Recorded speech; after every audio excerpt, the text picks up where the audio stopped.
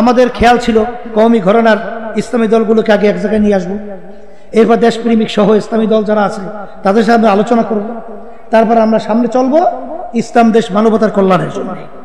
আলহামদুলিল্লাহ নিয়েও আসছিলাম সব ইসলামী ঘরানার দলগুলো, বিশেষ করে এই ইসলামী আন্দোলন, তারপর বাংলাদেশ খেলাফত মজলিস মামুনুল হক গুরু, এইবার খেলাফত মজলিস আমাদের আব্দুল কাদের বাসু, এইবার নিজামে ইসলাম, এরপরে আর জানি কোন দল ইসলামী, এই ও জমিয়তে উলামা ইসলাম, এই জমিয়তে উলামা ইসলাম এদেরকে নিয়ে আসলাম। নিয়ে আসার পরে আমরা বসলাম, এই মাঝখানে ঘটনা বললাম না, ঝামেলা হয়েছে আর কি অনেক। তাই শেষ পর্যন্ত লিয়াজ কমিটি হইল, 2 জন করে থাকলো, 2-3 মিটিং জমিয়ত উলামা ইসলাম কিন্তু আমাদের সঙ্গেই ছিল। হঠাৎ কোনো কথা নাই, কোনো আলোচনা নাই, হঠাৎ এই যে এক বাক্স নীতি তারা কিন্তু ঘোষণা করছে। দেখেন নাই সাংবাদিকদের সামনে, দেখছেন এগুলো পড়িয়ে আছে না, তারা কি এক বাক্সের নীতির ব্যাপারে একমত ঘোষণা করছে কি করে নাই? হঠাৎ জমিয়তে উলামা ইসলাম দেখি উধাও বেরোয় চলে গেছে। আমরা হতভম্ব যে ব্যাপার কি, কোনো কথা নাই, কোনো আলোচনা নাই, এরকম হঠাৎ বের হয়ে গেল, কারণ কি?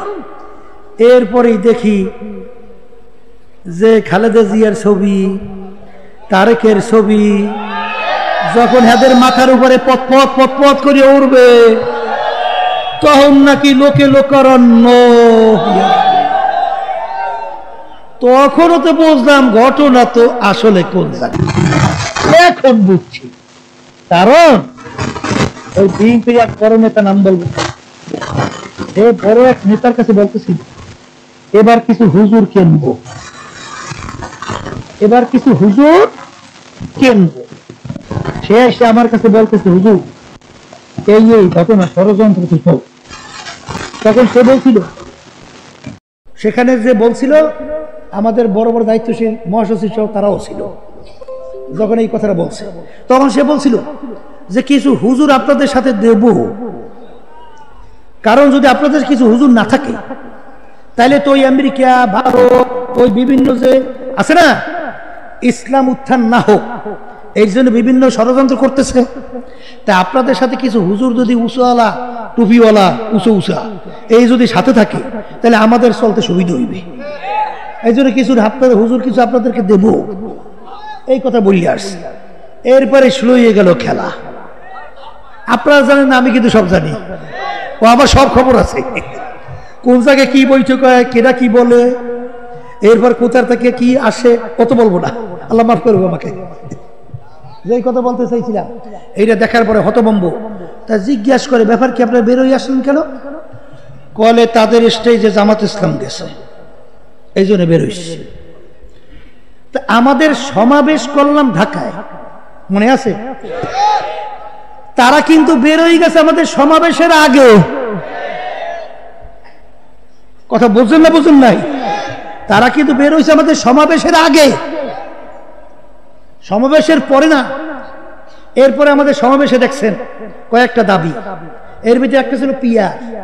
পিয়ার হইল তো বাংলাদেশ একটা সুন্দর স্বর্ণের দেশ হইত, কোনো কালো টাকার দৌরাত্ম, এই চাঁদাবাজি, ধোকাবাজি, গুন্ডাদের তাণ্ডব থাকতো না, আর বাক্স নিয়ে টানাটানি, সিতারাসিদি, মারামারি, খুন খারাপি আল্লাহর মধ্যে থাকতো না, এবং সবাই সব দেশ চালাবার একটা অংশগ্রহণ থাকতো।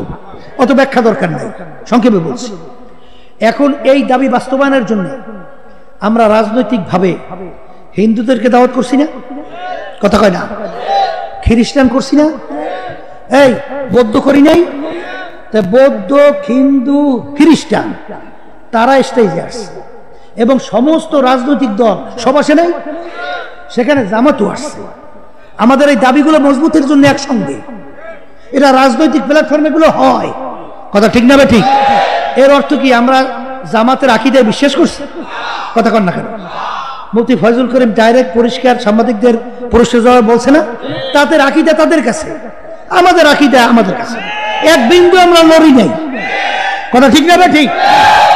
এখন যারা এই অজুহাত দেয়, এদের সঙ্গে কি জামাত ইসলাম ছিল কখনো? ও কয় কি ছিল? একদিন, এক দুই দিন। হ্যাঁ কতদিন? এই যুগ যুগ, কথা বোঝেন নাই? এই তখন হ্যাঁ, আর হের দরকার নেই। এইবার এরা যে জামাতের সাথে কিভাবে আলোচনা কইরা মাপ চাইয়া এইবার ভাই ভাই ধানের শেষে ভোট চাই, এগুলো সব তো বাইরেই আছে। তাই তোমাদের মুখে এই কথা সাজে? এই তোমাদের মুখে এই কথা সাজে? তখন জামাত ছিল নিষ্কলুষ, পৌত পবিত্র।